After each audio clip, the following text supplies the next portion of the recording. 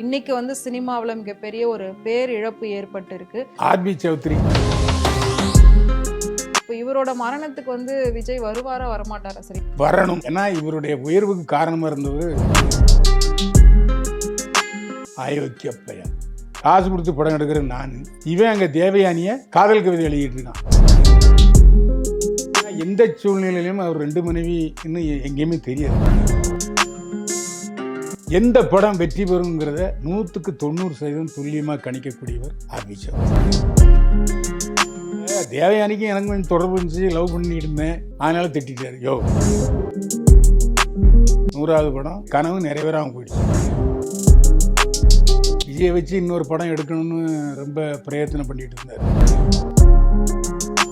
RB Chowdhury மாதிரி ஒரு தயாரிப்பாளர் மீண்டும் கிடைப்பாருங்கிறது நிச்சயமா கிடைக்க மாட்டார். வணக்கம் சார். என்னை வாழ வைத்துக் கொண்டிருக்கும் யூடியூப் சேனல் நேயர்களுக்கு நன்றியும் வணக்கம். உங்களை பார்க்கும்போது தான் சினிமாவில் என்னென்ன நடக்குது அப்படின்றத வந்து நம்மளால் கண்டிப்பாக தெரிஞ்சுக்க முடியும். அதுக்கு முன்னாடி சினிமாவை பற்றி பேசுறதுக்கு முன்னாடி இன்னைக்கு வந்து சினிமாவில் மிகப்பெரிய ஒரு பேரிழப்பு ஏற்பட்டு இருக்கு. தயாரிப்பாளர் ஆர்பி சௌத்ரி அவர்கள் வந்து காலமாயிருக்காங்க. ஸோ அதை பற்றின ஒரு சில வார்த்தைகள். ஆர்பி சௌத்ரி தமிழ் சினிமாவில் மறுக்க முடியாத, மறைக்க முடியாத சாதனைகளை ஏற்படுத்திய ஒரு எளிய நல்ல மனிதர் ஆர்பி சௌத்ரி. நான் அவருடைய பல படங்கள் நடிச்சிருக்கேன். எனக்கு அவர் பர்சனலாக தெரியும். புன்னகை மன்னன் ஒன்று ராமநாராயணன், இன்னொன்று ஆர்பி சௌத்ரி. இவர் படங்களில் நான் நடிக்கும்போது அந்த படம் பத்திரிகையாளர் காட்சி போடுவாங்க. போட்டவுடனே உடனே என்கிட்ட வந்து அந்த கருத்து கேட்பார். கேட்கும்போது அவர் சொல்ல வார்த்தை என்னென்னா, நீங்கள் இந்த படத்தில் நடிச்சிருக்கீங்க, அதனால் பாராட்டி சொல்லணுங்கிறது இல்லை, என்ன தோணுச்சா சொல்லுங்க. அப்படி சொல்கிறவர் ஆர்பி சௌத்ரி. நல்லா இல்லைன்னா நல்லா இல்லைன்னு சொல்லுங்கன்னு சொல்கிற ஒரே தயாரிப்பாளர் அவர் தான்.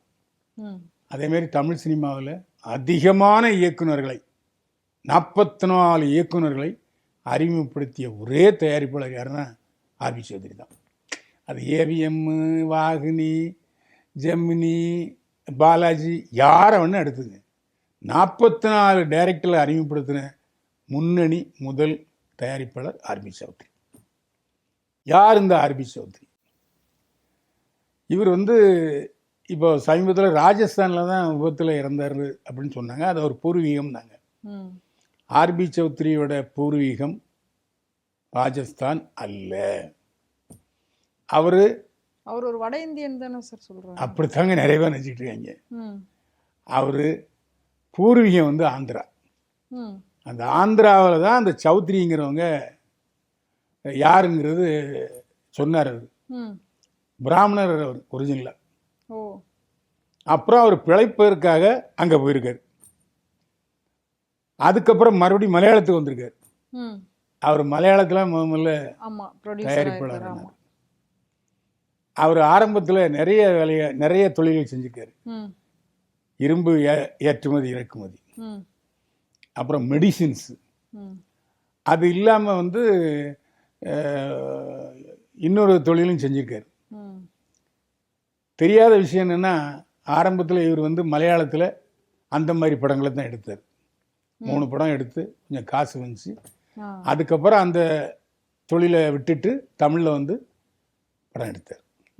அதான் அவருடைய ஒரு நிறைய பேர் நீங்கள் கூகுளில் தேடுங்க, எதில் வேணால் தேடுங்க, அவருக்கு 2 மனைவிகள். நிறைய பேர் தெரியாது. 2 மனைவிகள். அதே மாதிரி 2 பேர் தான் மகையம்மாங்க. ஒன்று ஜீவா, இன்னொன்று ஜித்தன் ரமேஷ். 4 மகன் போட்டிருக்காங்க. அப்போ 2 மகன் வந்து இன்னொரு ஒய்ஃப்க்கு. ஆமாம், அவங்க வந்து சௌத்ரியுடைய முதல் தொழிலை கவனிச்சிட்டு இருக்காங்க 2 பேருமே.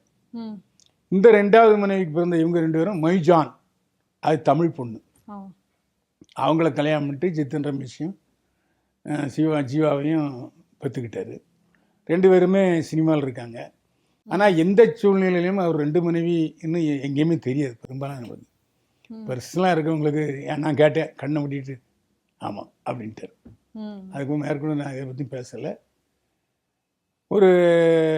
அதில் என்னென்னா, அந்த காலத்தில் எப்படி விஜயகாந்த் வந்து இந்த ஃபிலிம் இன்ஸ்டியூட்டில் படித்த டைரக்டர்களுக்கெல்லாம் வாய்ப்பு கொடுத்தாரோ, அதே மாதிரி என்ன பண்ணுவார்னா, யார் வேணால் ஆர்பி சௌத்ரிகிட்ட போய் கதை சொல்லலாம்.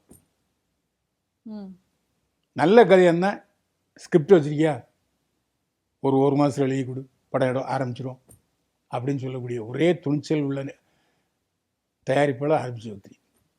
எந்த படம் வெற்றி பெறுங்கிறத 100% துல்லியமாக கணிக்கக்கூடியவர் ஆர்பி சௌத்ரி. அவர் உருவாக்கின டைரக்டர்கள் எல்லாரும் இன்னைக்கு பெரிய பெரிய டைரக்டராக இருக்காங்க. உதாரணம் சொன்னோம்னா புது வசந்தம் விக்ரம, KS ரவிக்குமார், எழில், இப்படி வரிசையாக சொல்லிட்டு இருக்கலாம். அதே மாதிரி கண்டிக்க வேண்டிய இடத்துல கண்டிக்கிறவரும் ஆர்பி சௌத்ரி. ஒரு முறை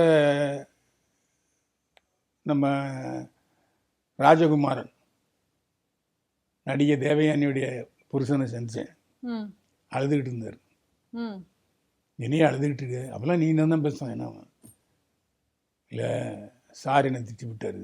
சார்னா சௌத்ரி சார். எதுக்கு திட்டினாரு?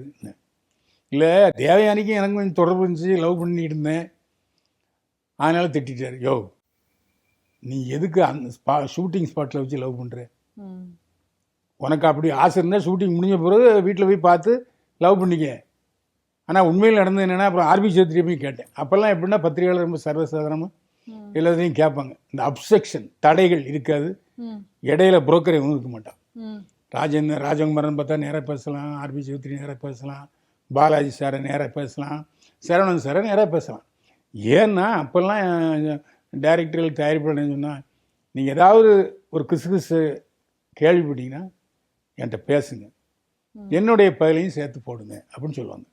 அப்படிப்பட்ட சூழ்நிலை ஆர்பி சௌத்ரி சந்திக்கும் போது அவர் சொன்னார், அவன் உங்ககிட்ட சொல்லிட்டானா, அயோக்கியப்பைய, காசு கொடுத்து படம் எடுக்கிறேன் நான், இவன் அங்கே தேவயானியை காதல் கவிதை எழுதிட்டு இருக்கான். ஏன் காதல் கவிதை எழுதுறதுக்கா நான் காசு கொடுத்தேன்? இவன் என் காசில் அவன் காதலிக்கணுமா? தொலைச்சி ஒழுங்கா ஷூட்டிங் அவனி அப்படின்னு. அதுக்கப்புறம் படம் ஃப்ளாப், அது வேறு விஷயம். ஏன்னா அப்பயே சொல்லிட்டார் சௌத்ரி, தேராது. சரத்குமாரும் ராஜகுமாரும் பிடிச்சி வாங்கியிருக்காரு. அதனால் ஒரு கஷ்டப்பட்டவன், சோத்துக்கு இல்லாதவன், அடையாளம் இல்லாதவன், முகவரி இல்லாதவன், அப்படிப்பட்ட ராஜகுமாரனுக்கு வாய்ப்பு கொடுத்தா நீ இந்த படத்தை எப்படி வெற்றி கோட்டுக்கு கொண்டு போகணும்னுலாம் யோசிக்கணும். நீ தேவயானிக்கு நூல் விட்டுருந்தேன். அந்த மாதிரி நிறைய சந்தர்ப்பங்கள் அவரோட நான் பழகியிருக்கேன். அப்புறமா பல விஷயங்கள் அவர் நேரடியாகவே சொல்லிடுவார். என்ன சார் 100வது படமாமே அப்படின்னு நான் கேட்டேன். இல்லைப்பா, 98 படம் தான் எடுத்திருக்கேன், ஆனால் 100 படம் கண்டிப்பாக தயாரிச்சோன்னு ஆசையில் இருக்கேன்னு சொன்னார்.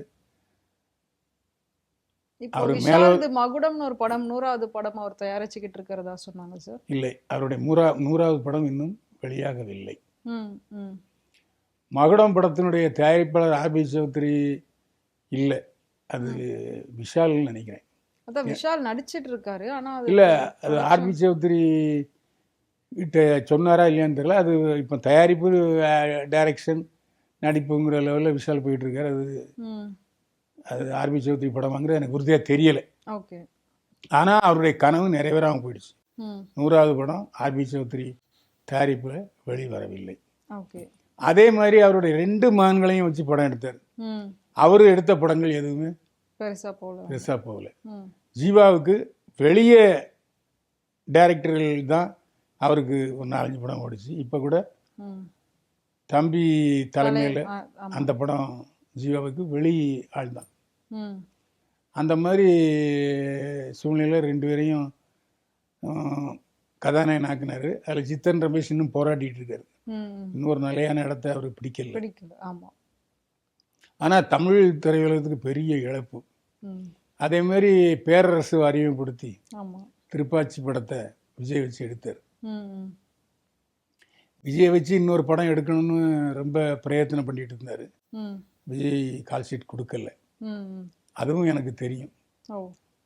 அதே மாதிரி விஜயோட முக்கியமான படங்கள்லாம் இவர் அப்போத்துலேருந்து நிறைய 90s டைமிங்கில் நிறைய எடுத்திருக்காரு. இப்போ இவரோட மரணத்துக்கு விஜய் வருவாரா வரமாட்டாரா சார் இப்போ இருக்கிற ஒரு சுச்சுவேஷனில்? வரணும். ஏன்னா இவருடைய உயர்வுக்கு காரணமாக இருந்தவர், விஜயோடைய உயர்வுக்கு காரணமாக இருந்தவர் ஆர்பி சௌத்ரி. ம் அதனால் வரணும், அதாவது அவ்வளோதான் என்னால் சொல்ல முடியும். வருவார்னு எப்படி உறுதியாக சொல்ல முடியும்?